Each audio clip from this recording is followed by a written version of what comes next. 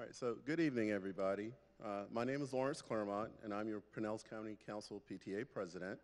And would you please stand and join me in the Pledge of Allegiance?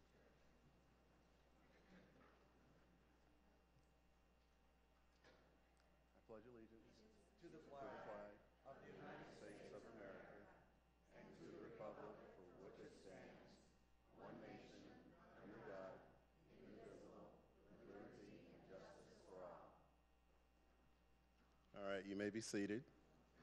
All right, so it is my sincere pleasure to welcome you all to the third and final 2018 Pinellas County Council School Board Candidates Forum. Before we begin, I would like to take a brief moment to introduce our partners. And first is the Executive Director of the Institute for Strategic Policy Solutions at St. Petersburg College, David Clement.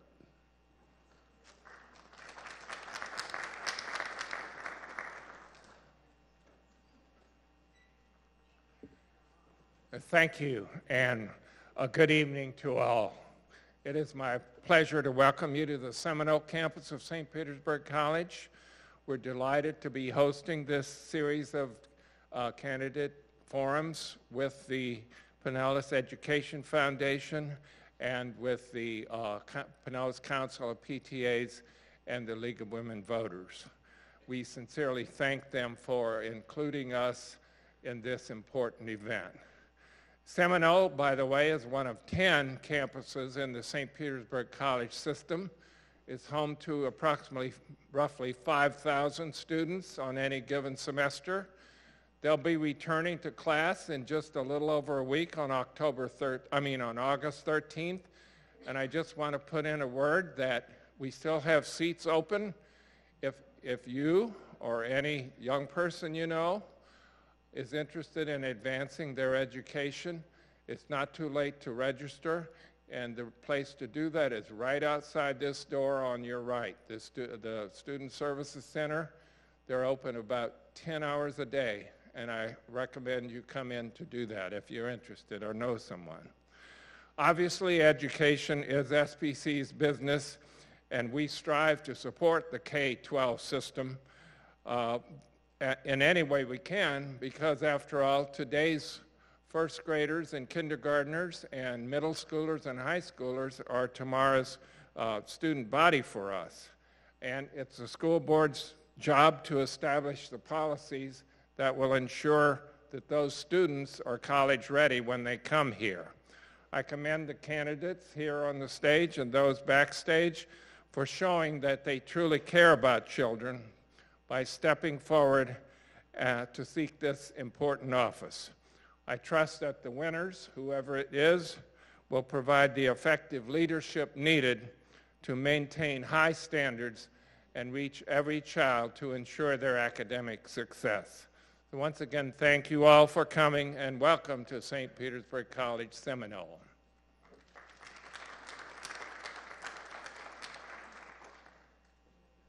And next, it is my pleasure to introduce Pinellas Education Foundation's President, Dr. Stacy Carlson.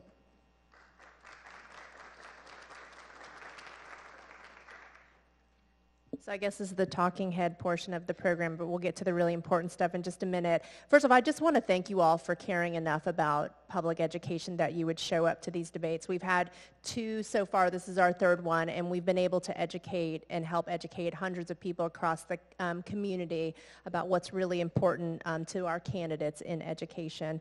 We're also really grateful. We've been doing this for probably more than a decade in partnering with the Pinellas County Council of the PTA, with the League of Women's Voters, with St. Pete College on this really important effort. Our foundation believes in accelerating academic achievement for all students through the leveraging of resources, innovation, and relationships.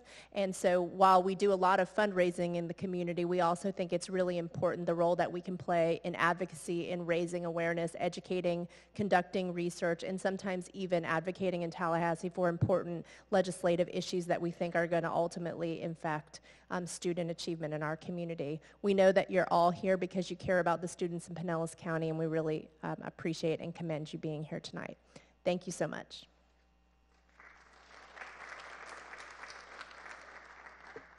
Okay, thank you, Dr. Carlson. And finally, I would like to introduce Rachel Garofalo, Voter Service Chair and Director with the League of Women Voters of the St. Petersburg area. Thank you, Lawrence. Good evening, everyone. I'd like to thank the St. Petersburg College for hosting this School Board Candidate Forum series.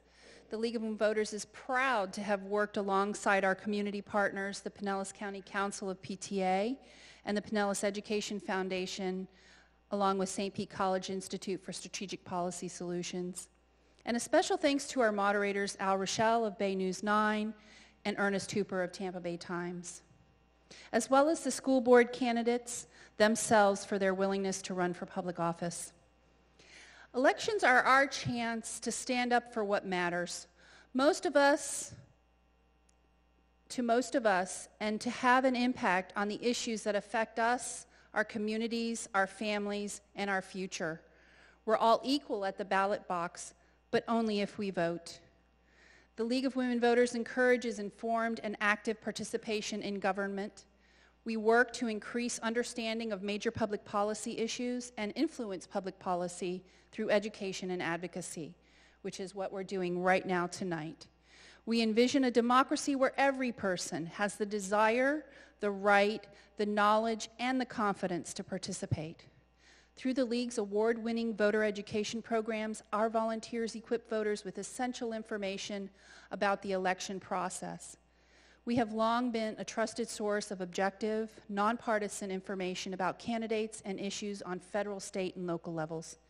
This year, you have many choices to make on the lengthy primary and general election ballots, and you'll want to do your research before you get to the polls.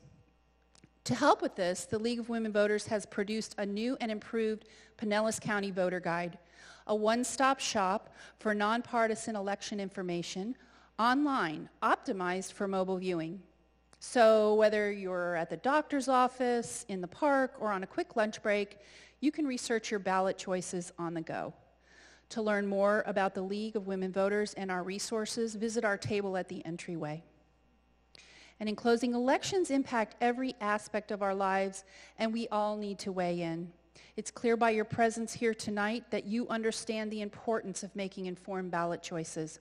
So I hope that you'll evaluate what you learned tonight, along with information available through other trusted sources, and cast your fully voted ballot in the August 28th primary election. Thank you.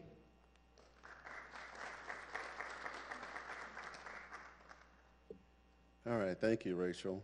I also wanted to introduce our timekeepers for tonight, Joanna Perez and Gaylor Larson, located here at the front of the stage. Thank you for what you guys do. And now it is time to turn it over to our moderators for this evening. Mr. Al Rochelle, Senior Anchor for Bay News 9, and Ernest Hooper, columnist and editor for the Tampa Bay Times. Gentlemen. Thank you so much. Senior in more ways than one. Glad to have you with us tonight at the 2018 Pinellas County School Board Candidates Forum. We're in the mid-Pinellas County area, the Seminole campus of the St. Petersburg College, known as the Digitorium. Got to be the coolest name of any building in all of Florida, Digitorium. The forum is brought to you by the Pinellas County Council PTAs, Pinellas Education Foundation, the League of Women Voters, and the Institute for Strategic Policy Solutions at St. Petersburg College. You're going to meet the candidates running for 4 of the school board district seats up for election in the August 28th primary. In these nonpartisan races, if no candidate wins the majority of the vote in the primary, that is winning by 50% plus 1, the 2 candidates receiving the most votes will run off in the November 6th general election ballot. You can vote early at any of the 3 supervisor of elections offices from August the 18th through the 26th. Also, vote by mail ballots are available upon request. Visit the Supervisor of Elections website at votepinellas.com for more information about voting. By the way, if you fill out those early forms, you won't get any more robocalls because the politicians pay for them per person, so believe me, it works. Joining me tonight, Ernest Hooper, it's all I'm saying, from the Tampa Bay Times, our media partner. East Hillsborough bureau chief and columnist for the Times that we all love. His columns make so much sense, and I'm often rooting for him, although I haven't sent him any of my bumper Snickers yet. I've got some of those Ernest, you got to have. Yes, please send them. I need them. Glad to have you with us tonight, Ernest. Glad to be here tonight, Al, and good evening, everyone. We're looking forward to a robust discussion about many of the issues facing the Pinellas County School Board as we prepare for another school year. The Florida legislature has passed multiple pieces of legislation that divert much-needed funding from traditional public schools in favor of charter schools and non-public school options. So, adequately funding traditional public school programs will be a challenging priority for the school board. Also, with the recent tragedy at Marjorie Stoneman Douglas High School, the safety and security of our schools has become a major concern, and the school board must help provide solutions to protect our students at school. Finally, as always, the school board must continue to bridge the achievement gap between minority and non-minority students. All right, format time. Okay, we'll go over the format very quickly. Tonight's program will consist of 2 moderated forum segments. Candidates running in single-member districts 6 and 7 will take the stage for the first segment, followed by candidates running in at-large districts 2 and 3 for the second segment. We will flow immediately from the first segment to the second without breaking in between. We expect to wrap up the forum at 8 o'clock, after which candidates will stick around until 8:30 or so for those of you who would like to meet and talk with them in person. The question format maximizes the number of responses we can get from the candidates within the time we have. This will include a wild card where each candidate has an opportunity to address a topic they feel has not been adequately discussed tonight. Candidates will be given equal time to respond. We'll also introduce lightning round questions that require one-word answers, such as yes or no, or agree or disagree. Questions from the candidates have been solicited from the general public through the Pinellas County Council of PTA's website and social media. With the exception of lightning rounds, the candidates will have 1 minute to answer each question. At the end of the question and answer period, each candidate will be allowed a 1-minute closing statement, the order of which was determined by number draw before we entered the digitorium. Before I turn it over to Al, I ask that everyone, please silence your cell phones and hold your applause until the end of the first forum segment. Thank you. Al? My wife's telling me to bring home a gallon of 2%. I'm sorry. I was supposed to do that last Monday night after our first debate. I forgot. We're going to begin the forum with the candidates running for seats in District 6 and 7. Those are what they call single-member districts, meaning the candidates are elected by the voters who live in the particular voting district. However, all 7 members of the elected school board represent and make decisions that affect the entire county. Each candidate was asked to supply a short biography and a profile. You've got that in there, so make sure you take a look at that and read that. So let's introduce the candidates. In District 6, they are Bill Dudley, Lorena Grizzle, Matt Stewart, THARIUS Bethel, Renee Flowers, Bilan Joseph, and Nicholas Wright. All right, let's get started with the questions. And remember, many of these questions have been submitted by you, the citizens of Pinellas County, through the Pinellas County Council PTA website and social media. For the first question, we're going to start with candidate Wright, and as they answer the question, they'll automatically go to their left all the way around. And they're very familiar with this, so we know they'll hit it right. So candidate Wright, as a school board member, what is the one idea that you would like to see implemented that would improve the overall health and wellness of our students? Good question. Thank you very much for asking the question. I would like to see that the school board adopt a policy of improving mental health facilities for those students among us who have come to school with issues. The reason for this is that many of these students sometimes, unfortunately, are incapable of managing their behavior on campuses, which leads to disciplinary issues. And many teachers have told me that it's important for us to find a way to help those young people, those young minds, to better control themselves. There is movement right now to change that, but it's not fast enough or big enough. I'd like to see improvement made quicker.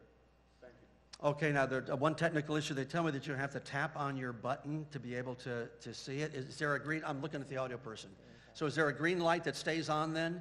Yeah. Stays on, it's been on. Okay, yeah, tap. Okay, good. Nicholas, make yours is on. Is you guys see the green light there? Okay, good. We all got it. Okay, Bill, your turn. All right, thank you. Well, My number one thing I'd like to see done is accountability. And what I mean by that is accountability by faculty or teachers, administrators, and students. One of the pressing needs in this county is a good attendance policy. We have children who are not going to class on a regular basis, and we're spending a lot of resources tracking those kids down, and particularly in the high school level. And what's disconcerting is that if a student misses a lot of time, I know one case where 40 days they were absent and took an online class in 2 days and got credit. That's not acceptable. We need to establish a good, firm attendance policy. Ms. Grizzle? Other than the mental health, which of course I'd like to see more counselors in the schools, I'd really like to see the community schools develop more in areas that need them, to where we not only treat the child but the family and provide resources for both the family and the child. We need some aftercare tutoring. We need adult tutoring possibly at night. We need them to help resume writing. And we need to have these students feel welcome to stay longer, but not force them to sit in front of a computer and do some kind of work. We want them to want to come to school. We want them to want to learn, and we want them to want to be with their friends and learn how to work together, because that's what we have to do when we grow up. Mr. Stewart? The question about how can we deal with health and wellness for our students, I think there's a couple things that the school board is doing really well. First off, I think one of those is having mandatory recess time for our students to get outside and be active to combat childhood obesity. I think the partnership with the Board of County Commissioners to put nurses in our schools to be able to provide for students who do have health issues and don't have access to adequate health care. And I think one of the things that we can continue to work on is to move the school start time later. You saw the board take steps in that direction this year. I think the effects and the research in that area are outstanding, and I think the direction in which we need to move school start times is important. And I think the other issue, especially as we talk about school safety, is to make sure that we're addressing the underlying causes of violence, not only in our schools, but in our communities. And having strong mental health services to be able to provide for students to learn how to deal with anger issues, deal with the violence they may experience in their community, and bring with them to school are going to be important services for us to offer in our schools to make sure that our students are not only healthy and well, but that they're getting a great education. Mr. Bethel? Good evening, everybody. It's funny you ask this question. I was just at the school today, kind of first day back for a lot of staff and teachers. I was in the cafeteria with the summer break students, and one complaint they always have is about school lunches. I've eaten them myself every now and then, and I have to admit they're not the greatest. They can be healthier. We talk a lot about what our kids do outside of school and the foods they eat. I think we need to focus on really getting a nutritious diet for our kids while they're there at school, because that's the healthiest meal that they're going to receive in some of their homes throughout the day. Also, we need to start teaching them about healthy lifestyles. They get home, and then they see their parents eating Taco Bell and McDonald's all day. And so it's kind of hard to tell them one thing and then we show them the same things at school by the food we give them. So maintaining a healthy diet at school and giving them lifestyle choices that are educated and also more fitness as well. Ms. Flowers? Good evening, and thank you so much for having us here on this evening. I'm excited to be able to report that through the state legislature, they provided us with an additional $2.1 million that will in fact provide for counselors to be accessible to students and their families. We also have partnerships with other community social service organizations such as Gulf Coast Jewish Family Community Services with their counseling center and Suncoast Mental Health to provide, again, those wraparound services to parents so that they can have an extraordinary mental health care. I'm also excited about the physical education. As a matter of fact, the state of Florida utilizes our model with other school districts when it comes to recess and bringing back physical education. We also have put some additional components in our health program classes so that our students are able to understand what their health means versus what their mental health means and how those things work together so that they are better prepared to go about handling their day. Last but not least, I am super excited about the partnership between Pinellas County Board of County Commissioners providing us with the dollars to provide a nurse in every school. Thank you. Ms. Joseph? I think that a lot of my colleagues here have said a lot of things that I agree with. Mental health programs in our schools is vital, mostly because we don't have enough people staffed in those seats. You have a lot of, for instance, at my school, there's one social worker for the entire school. I teach at Azalea Middle School, and we have a lot of students who do need the care and the guidance from social workers, guidance counselors, behavior support specialists, but we do not have enough people in the school to actually adequately staff the students or help the students who are there. So I'm happy to hear that there's money that comes in, but I'm really hoping that the money is used the way that it's saying that it should be used. I'm unfortunately not very confident in our board. We've seen a lot of promises, but we don't always see we don't receive it on the end in the classrooms and on the schools. So I'm hoping that they do what they said they're going to do, because our students are definitely in need of it. Thank you. Ernest? Okay, here is question 2, and we're going to start with candidate Stewart with this question. What will you do to address the problems schools face with declining funding as they also try to meet the challenges of ever-growing enrollment, children with special needs, and new education technology? I've said it before, and I'll say it again this evening. There's a war on public education, and it's starting in Tallahassee. This year, we got a little over 47 cents per student increase to be able to better educate your children, our grandchildren, and those children in our community. We're dealing with diminishing resources, and that those funds continue to be diverted to charter schools, to voucher programs, and now even moving the funding away from the school board so that the charter schools can actually construct buildings. While we're in hurricane season, a quick reminder, you will never be able to evacuate to a charter school because charter schools operate under very different standards, including the building standards. But I think what can we do about this is building strong relationships with our legislature and being able to advocate for public education by building those strong relationships going forward, to not only show why do we need the money, but how are we adequately using the funds that have been entrusted to our care, by building great career academies that are going on here in Pinellas County Schools that are A-rated and that are recognized by the Ford Foundation, by showing the great amount of choice programs that your children have. We keep hearing a lot throughout this forum about declining funds and also a lot about funds being received. The main focus, I feel, is there's no accountability and nobody being questioned with a strong question from the families and the caregivers of our students. It goes back to taking back our schools as a community and as parents and as caregivers. Once we can't do anything about Tallahassee. Tallahassee is there. We have to start where we're at right now. That's getting together with the parents, with the teachers, and saying, look, this is what we're going to do. We need to know where the funds are going, and this is how they need to be allocated. And until we hold somebody responsible, it's not going to change. So we can complain about Tallahassee and who's there all day long, but until we start to fight here and get together with each other and on the same page, it's going to stay the same. So let's start here at home to give our kids the best opportunities. Ms. Flowers. Thank you. I disagree with my opponent. We can do something about Tallahassee. It's called VOTE, and you can do that on August 28th. I do believe that Pinellas County Schools has the ability to raise our millage rate by a referendum. If we are given that opportunity, and that opportunity has to be provided by the state legislature, we will be able to generate additional revenue to do some of the things that we need to do and would like to do, such as to raise teacher salaries and to make sure that our buildings are hardened so that we can utilize them to the best of our abilities and make sure that they're safe for our students.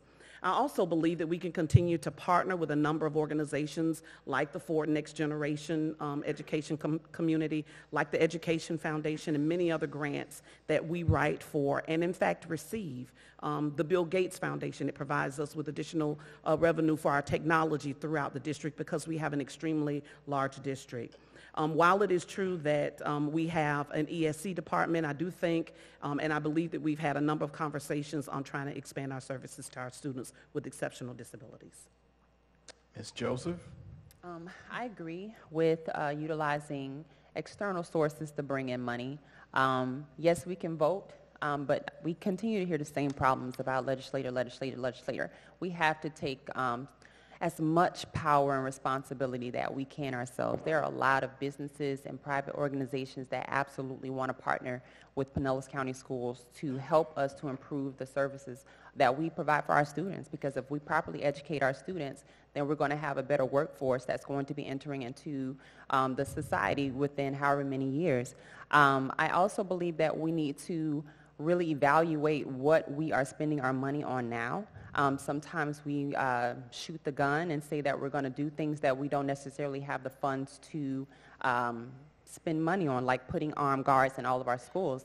When the decision was initially made to do so, the funding was not there. So we have to be wise with what we have, and we have to be willing to strategically partner with people in our community to get more funds for our students. At the expense of sounding like an echo chamber, I totally agree with Dr. Stewart and with Ms. Flowers. I've been saying for a long time that what we need to do is to make sure we vote for the people in Tallahassee who will support public education and strongly fund public education here in our county and our state. Second thing we need to do is to partner with community organizations. And Ms. Flowers spoke about the Bill Gates Foundation. Pinellas County Schools have been reaching out to various philanthropic organizations for different kinds of funding in the recent years. I would say continue to do that, but also bring those people in to help us in our schools, to help us to determine which programs are best for our students. And if we begin to do that, I think we'll see a good turnaround in our schools. Thank you. All right, Mr. Dudley. Thank you. Well, first of all, I think it's important to know that we should have a good working relationship with our local and state officials. You know, putting ourselves in an adversarial position doesn't help things a whole lot. And one of the ways we can correct that is really impress upon them that unfunded mandates are killing us. We have money in our school budget, but because of unfunded mandates, we're having to use that money to take away from other programs. And so I think that it's real important that we develop a relationship with our state legislators.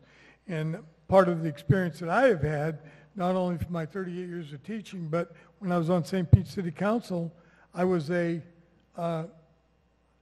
good steward with those guys, and we met and we talked and we had a good relationship. And I think that is key to getting things done instead of adversarial. Thank you. Ms. Grizzle. Well, I attended the budget hearing on Tuesday night, and we have our millage rate is allowing us to have more money because the property values are up. Unfortunately, the legislature keeps taking it away. And enrollment, I think, is down from, we lost 100 teachers in the spring in high school, so I'm not sure that enrollment is up. I'd have to see the figures after the 10-day count.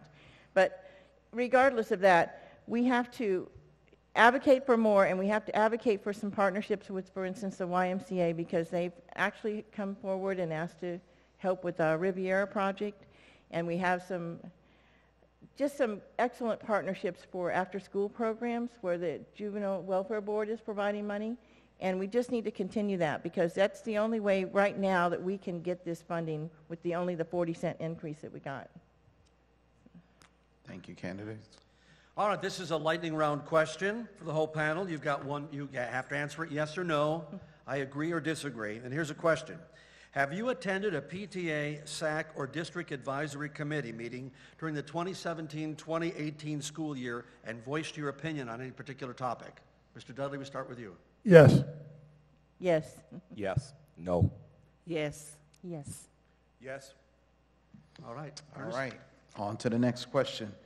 This one will start with candidate Grizzle. In an era of limited financial resources, how will you enlist support for public school spending from voters or taxpayers who have no children in the public schools?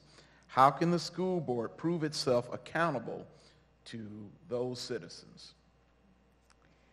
Well, everything that we do and everything that we buy and every service that we get has come from a person who's been a student in the school system. And the only way that we're going to improve our services and especially to our senior citizens is to provide the best education we can for our medical resources, for everything, from sheriff to any training that we get.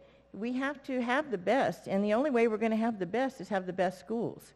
And to me, that's not even an argument that you could even possibly defend, is that we have to have the best education, we have to have the best colleges to get these children to where they need to be and to where we can count on them, because this is our future.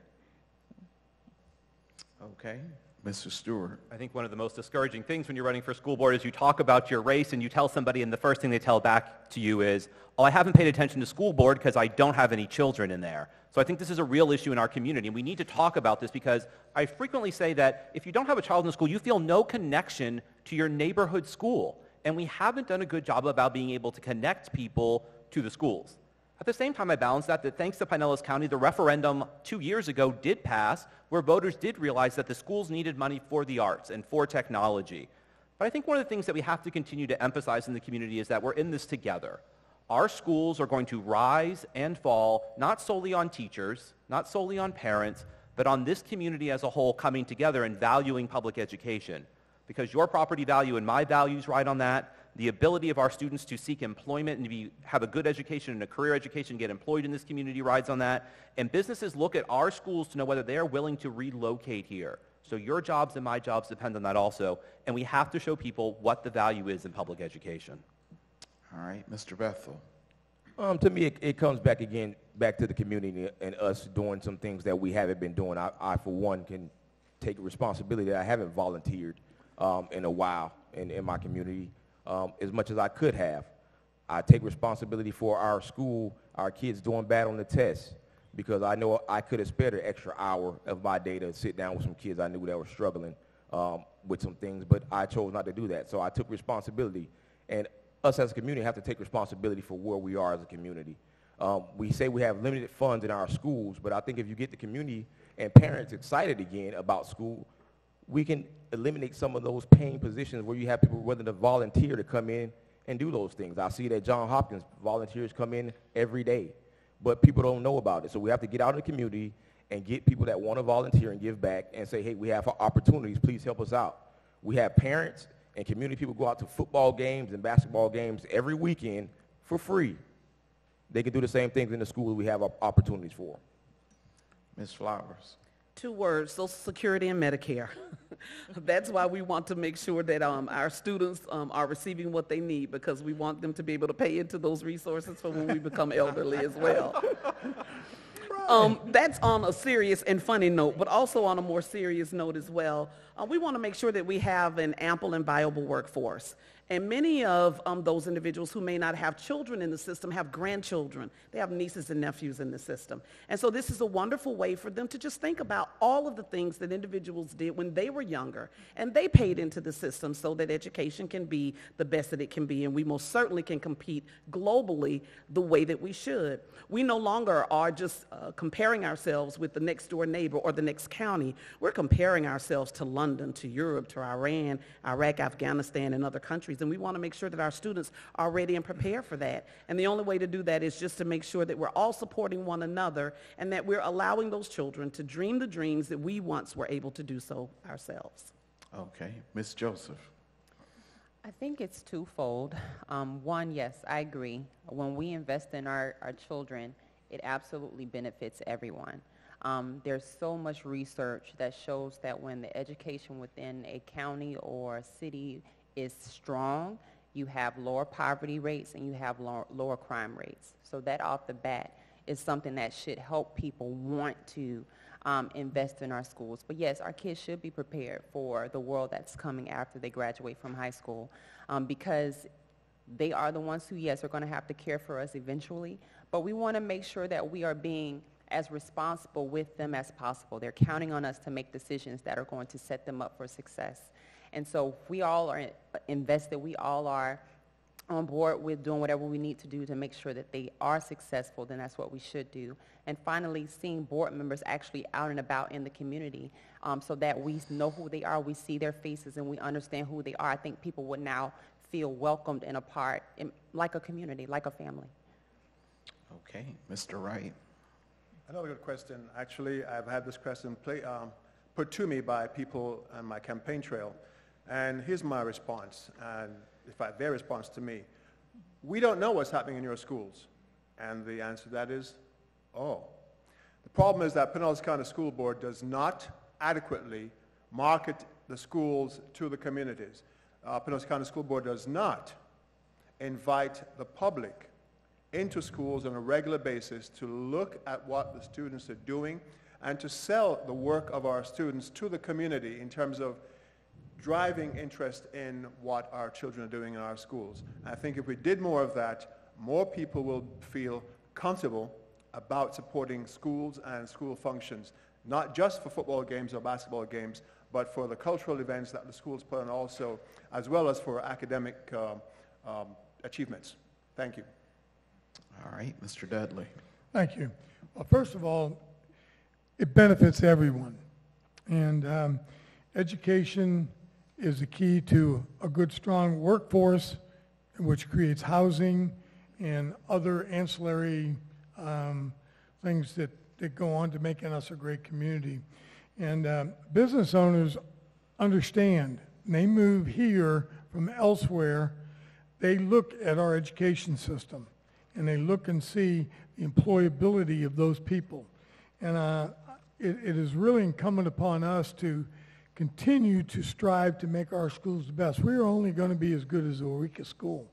And we need to continue to sell this point to the public and let them know that we as a community are in this together, and if we all do the job, then we all benefit from it, regardless of whether you're retired or not. Thank you. Thank you, candidates. All right, next question. Candidate Flowers, will start with you. An individual school board member has no authority. Only the board as a whole can make decisions for the district. What skills or traits will allow you to contribute to effective operations of the board as a whole? First, knowing your role, knowing where you have authority and where you do not. Secondly, making sure that you have a clear understanding of the policies that govern that district and being able to implement those policies and make sure that they are being utilized across the district. Thirdly, making sure that you are as educated as you can possibly be as it relates to the budget. There are many line items within the budget that you cannot cross funding streams. And oftentimes we hear from individuals or we receive questions about why can't you pay for this and why can't you enact that? It's because you cannot cross those funding streams. In addition, I think it makes for a wonderful environment when the board can get along. You may not necessarily agree on every vote or every action, but it does make for a better administrative component when you actually can work together in a professional manner and when you have a positive relationship not only with the superintendent, but with the staff and teachers and support staff in the community. Ms. Joseph. Would you mind repeating the question for me, please? An individual school board member has no authority. Only the board as a whole can make decisions for the district. What skills or traits will allow you to contribute to effective operations of the board as a whole? I think understanding education, understanding actually what our teachers, our support personnel, understanding what they have to do every day is key, because you're making decisions that are either going to help them be successful or are going to hinder them from being successful. And as a teacher, I've been teaching now for 11 years, going into my 12th year. I think that's something that is very valuable and something that should be celebrated. I believe that a board that governs education should be governed by educators. I also believe that you should have a strong working relationship or strive to have a strong working relationship with the people who you are going to have to sit on this board with, because the ultimate goal is the same: provide the best academic experience for all of our students. And because I am a team player, I am collaborative, I am an honest, straightforward person, but I will do whatever is necessary to make sure our students are successful. I would absolutely utilize that as a board member to partner with the people who I have to work with. Mr. Wright. Whilst I agree with the statement made by Ms. Flowers, I would say that, along with Dr. Joseph, being an educator is a must for a board member. We have to know what's happening in our schools. We have to be in contact with our schools on a day-to-day basis to know what is happening, to be able to effectively make decisions for our children and our teachers in the school system. I'm a 13-year veteran of the school system. This is my 14th year starting now. In that time, I've learned a lot about our system. And I think that experience as a classroom teacher coming into the board is one that would be valuable in helping the board make decisions that are best for our students, their future, and the outcome of our schools. Mr. Dudley. Thank you. There are two functions of the school board. One is to hire and fire the superintendent, and the second is to set policy. And it is incumbent that those people who are setting the policy know what's going on. And that's where I think experience is a big factor. You know, my 38 years in the school system, I went through 5 decades, and it covered a lot of stuff. And during that time, there were many, many mandates and things that came down, and then they were changed later because of the climate change and whatever. It is very, very important that when we make policy, they should be made based on need, statutory compliance, and appropriateness. And I think the experience is where it really pays off. Thank you. Ms. Grizzle. Well, teaching is a collaborative effort, and that is probably the best experience you can have to be on the school board is to have been a teacher, which I've been, like Mr. Dudley, I've been there 14 years. And one of the things we haven't talked about is the school staffs that we have to work with. And the secretaries, the other day, the school secretaries came to the school board meeting, and they're talking about a 67% turnover in secretaries. A school secretary, which is a really important position to try and keep that same person there with the same kids seeing her every year. So we have to look at that. We have to look at our turnover for our therapists. We have to look at the fact that we have, for instance, in our ESE's kids, we have 2 years they're behind, or maybe 3, when they come into school, and their teachers are expected to bring them up to speed in 1 year. So I think just knowing all this and having experience in this is what makes a good school board member and helps make, you have to bring these stories to the board and to make a consensus agreement on it. Mr. Stewart. One of the number one things is to realize you work with a group of people to move things forward and to have that collaborative level of support with the board members. I'm really proud of the support I've received financially from Linda Lerner, who's here this evening, from Eileen Long, who's also on the board, and along with the support from Renee Flowers. Being able to have those working relationships going in the door with people who currently sit on the board and know that the skills that are needed there. I think the other piece is to be able to work with the superintendent. I think that part of it is to understand that the role of the board is to oversee and to supervise the superintendent and ultimately to make hiring and firing decisions for him along with the board attorney. I'm really proud of the experience and the work that I've been able to do overseeing groups of teams to have hiring or firing authority to bring that. I think the other piece is how do you set policy and being able to work on policy and that, having been in government for almost 10 years now, both at St. Pete College, Pinellas County government, and Hillsborough County government, and working on policy and also budget issues. That's the other role that your school board has, is to be able to set the budget. Having experience with those and bringing that to the board is important. Mr. Bethel. A lot of great comments up here, but to answer the question, I'm a team player. We're all here for the same purpose. That's to win the game, as in getting our kids and our teachers the best education as possible, exceeding the places we've been for the past 5 or 6 years when it comes to education.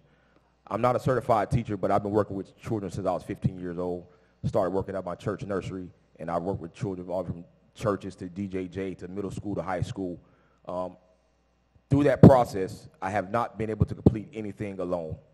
It is not just working with the board members that I'll be working with, but working with the parents or working with teachers and also working with the students. It's a team effort. So if I want something done, I may not have the same agenda as this person here, but if our end goal is to get to the same place, to get our kids and our teachers the best education and to exceed where we've been, then that's what we want. And working together as a team, that's what I'll bring. All right. Our next question is a lightning round question. I wish we had a sound effect. There it is. All right.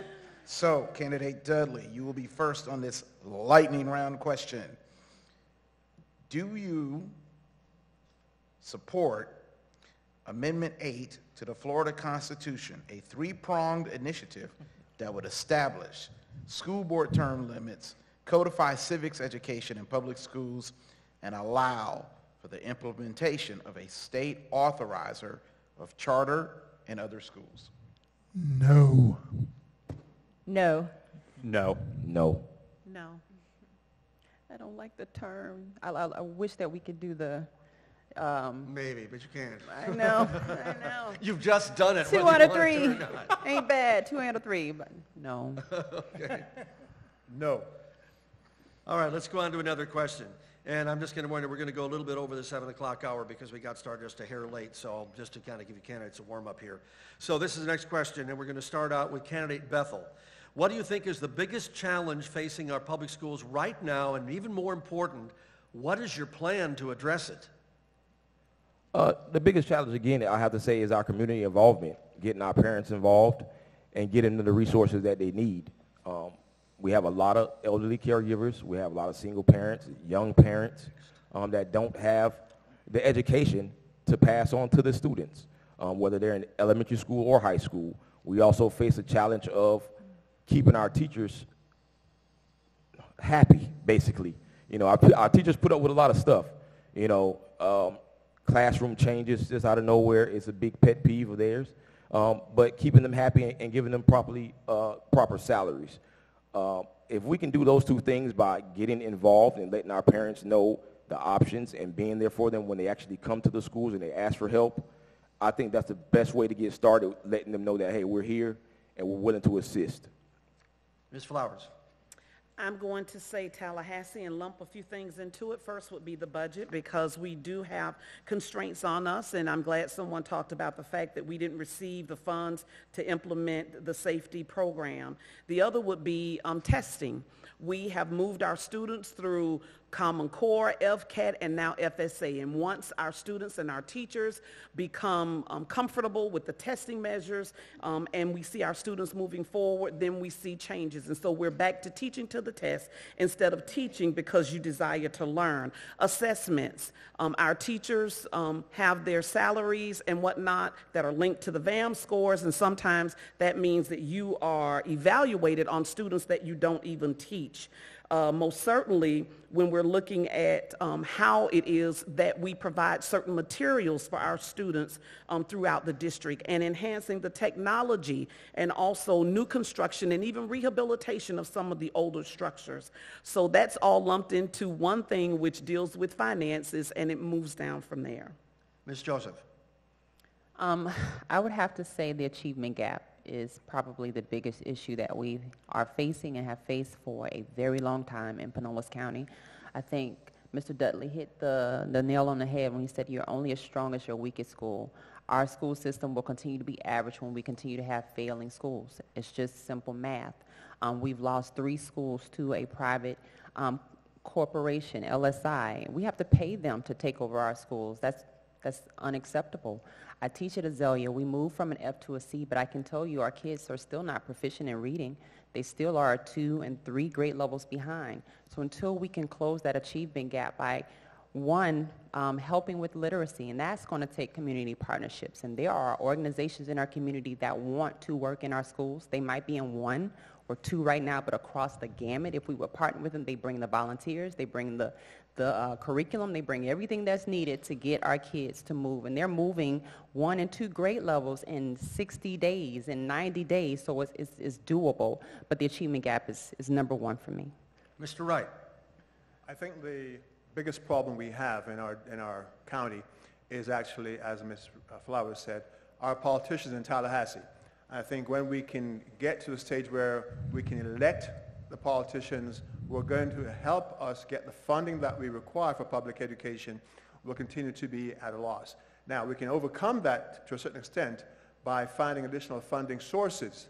Again, reaching out to those organizations and those community organizations who will help us to fund our programs and thereby help to improve the outcome of all of our students. Also ending that achievement gap that Dr. Joseph spoke about. Thank you. Mr. Dudley.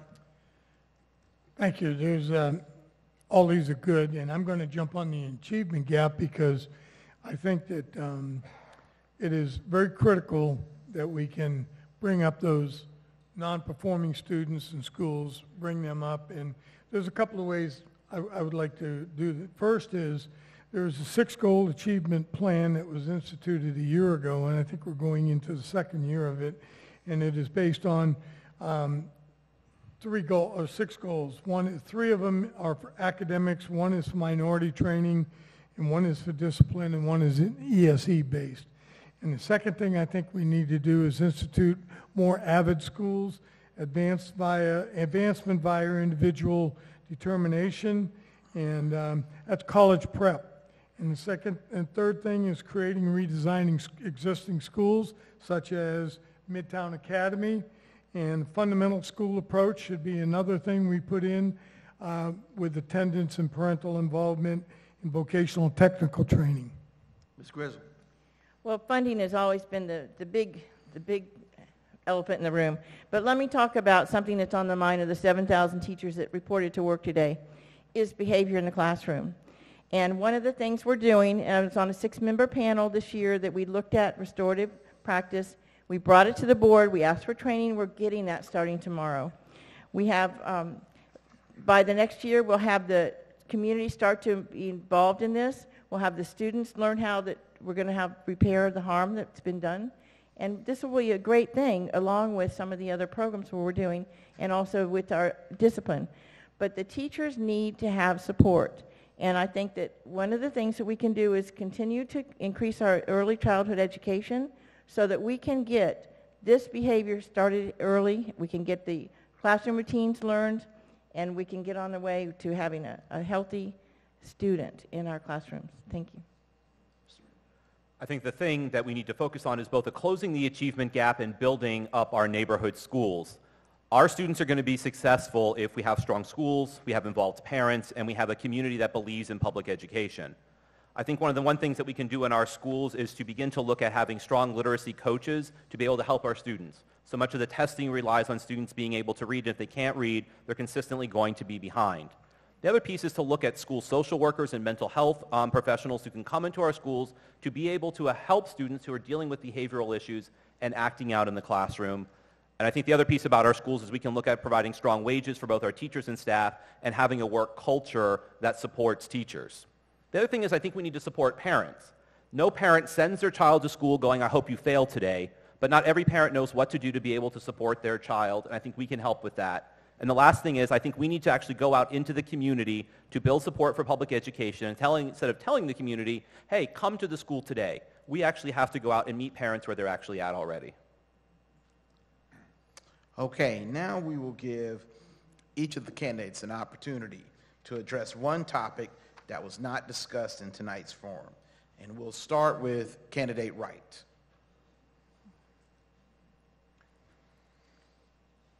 One of the things I'd like to see us do as a community is to increase the early learning facilities available to poor and also working families who can ill afford to pay the exorbitantly high, what I think now is high child care fees for the youngsters.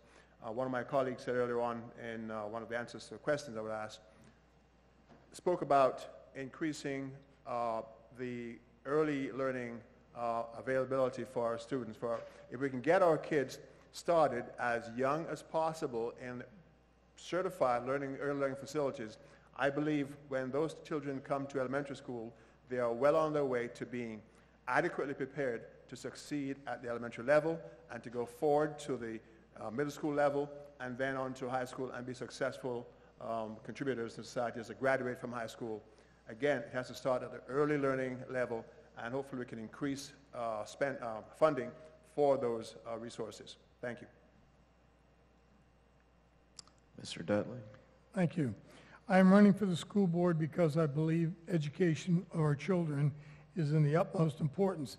It deserves a commitment of policymakers to ensure the success, and because of this, I believe that local school board members must be able to devote all of his or her time and energy to the task at hand. It is a full-time commitment to service. above and beyond just attending board meetings. Committee meetings and meetings with other government representatives, meeting with the public, and school visitation should also be expected to those we elect. I chose to embark on a political career after I retired because I believe you have to be available to the people you serve. I am not sure how candidates who have other full-time employment can meet the demands of that position. I have the educational experience and the record of public service and the availability to complete the demands of that position. Thank you. Well, the subject that I think hasn't been discussed enough tonight is special education, because we have a very large population in Pinellas County. One of the things that we have is a shortage of speech and language teachers. We have a shortage of OT-PT. We're having to contract out. We have vision. We have hearing. All of these therapists work very hard, and they have to work long after their contracted hours. And my hat's off to them because I know how hard they work. I think it's important for a school board member to know and have lived in this world to where we see how hard these people are working to bring these children up. One of the other things is we don't have any viable after-school care for these special needs children. They're unable to let themselves in at home. They can't self-regulate. And the parents have to leave the workforce. And so I think that we could solve a lot of problems here, because it's not just the child, it's the family, all the siblings of this child that are hurting. And I think that we could do better. It's our third forum and our last one, and I want to tell you what the question was that wasn't asked that I wish I would have heard over the last 3 ones. I wish you would have asked me, what do you think is going really well in our schools, and what are you excited about being able to build upon? I want to tell you a couple things that I think are going well in our schools. I think we're doing a really good job about building up our career academies and allowing students who aren't going into the college classroom to be able to have a viable option going forward. I'm excited that students who don't have health care and don't have access to health care at least have a nurse at their school thanks to the partnership with the Board of County Commissioners. I'm proud of our rising graduation rates, especially among our Hispanic students, who now the only percentage difference between them and white students is 5%. We do have work to do in this area, but it's getting better. I'm proud that we've implemented recess, and our students have an opportunity to go outside and to play each day.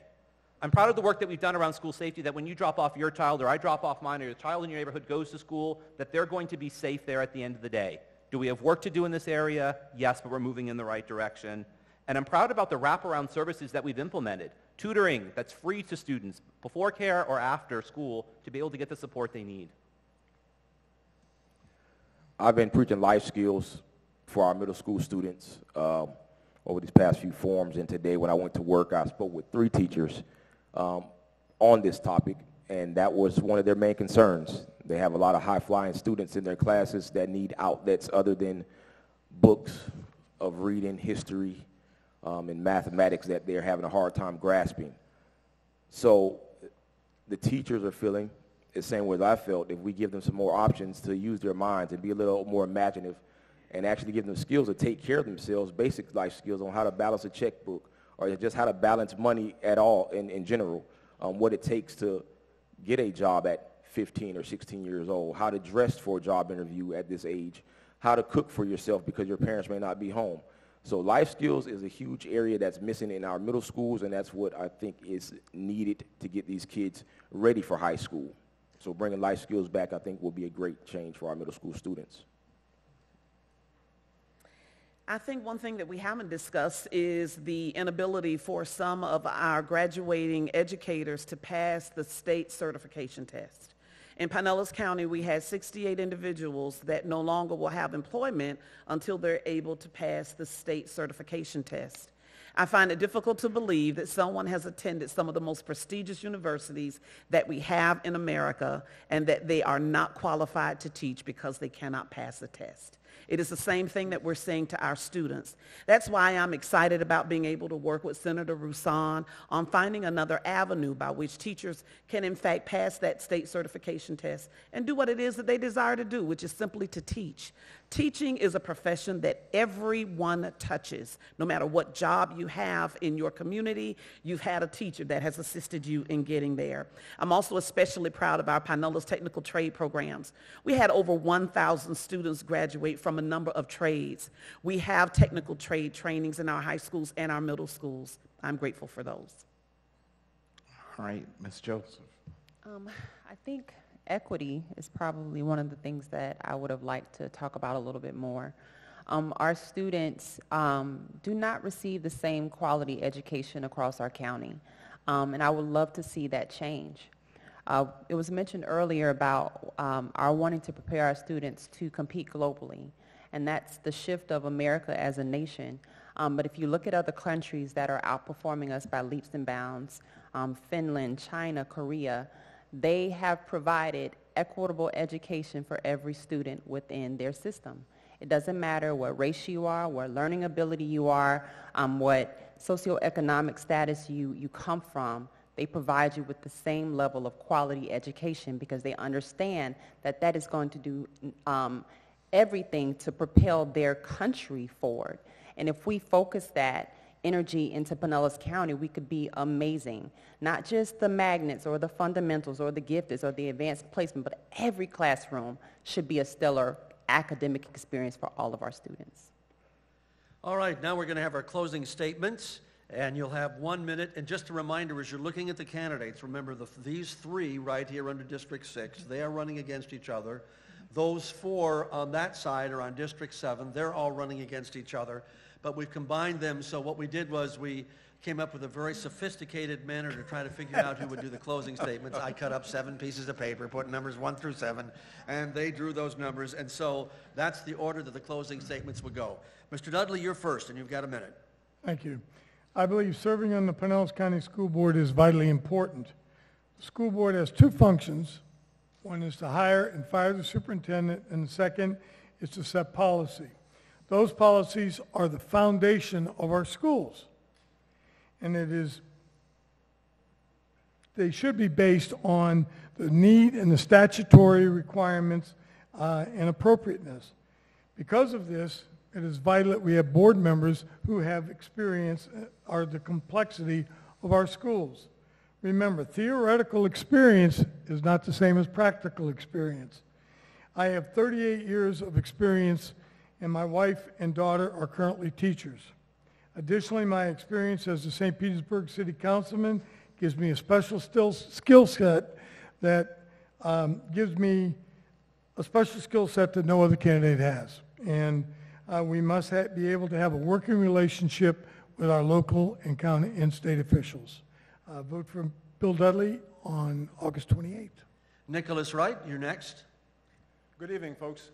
Thank you all for being here this evening. I and the rest of the panel greatly appreciate you taking the time out of your schedule to be here to listen to us.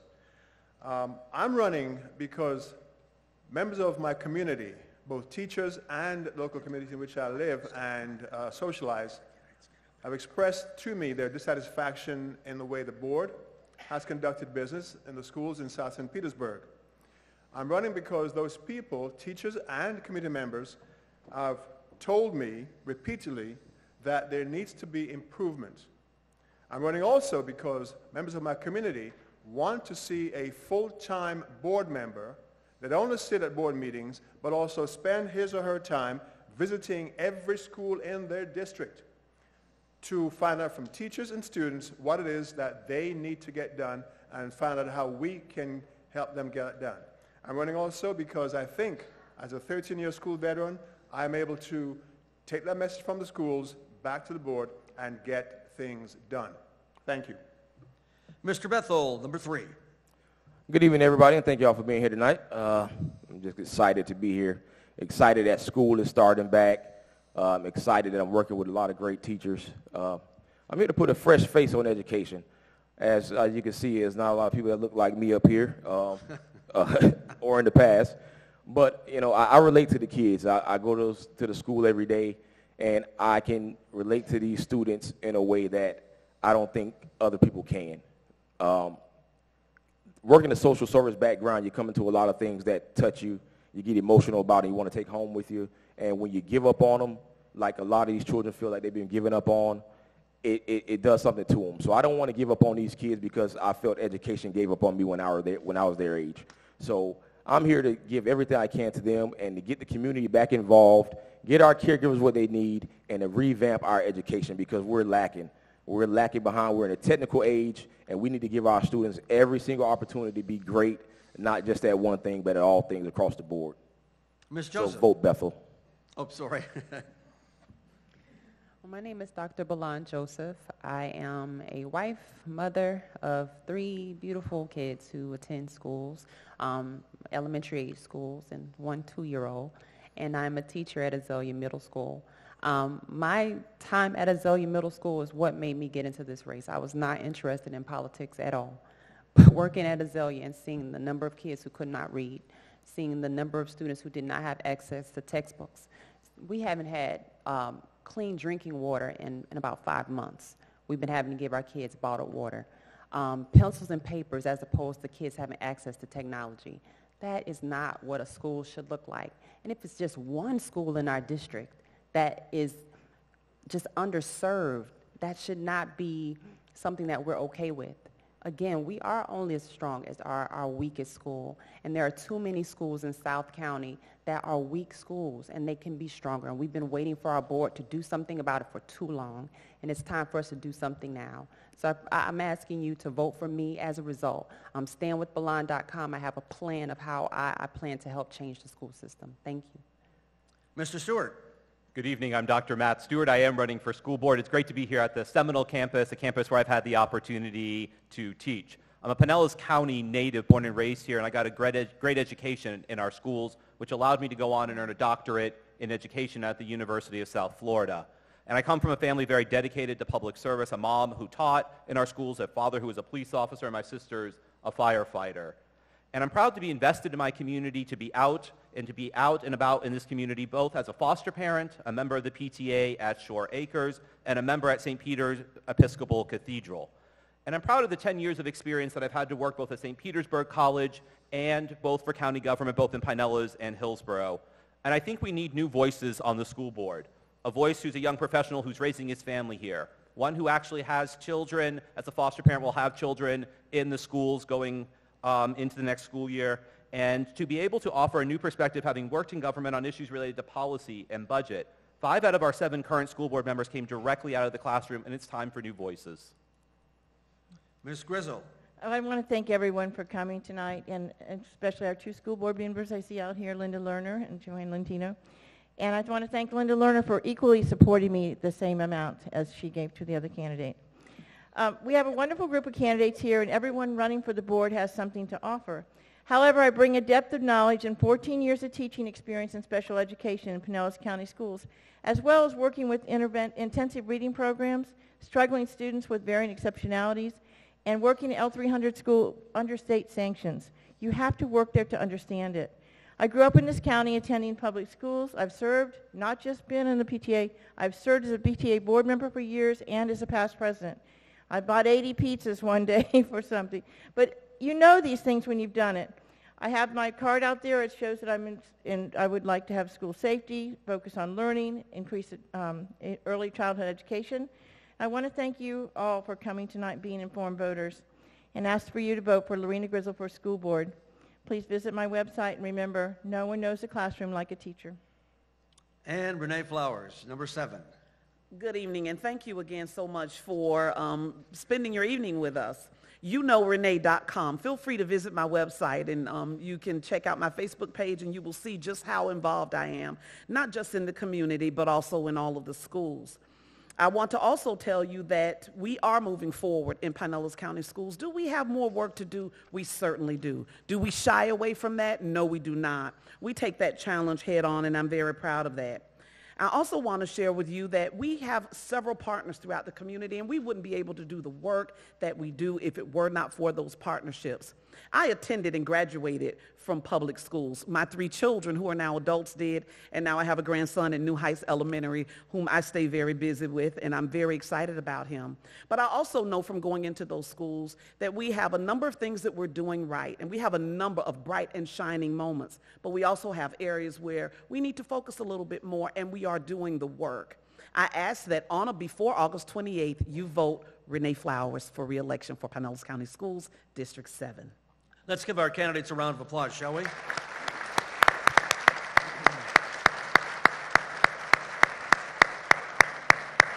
All right, we're going to take a 5-minute break, and it will be 5 minutes like we do in TV. So it will be 5, and then we'll get the other candidates up here.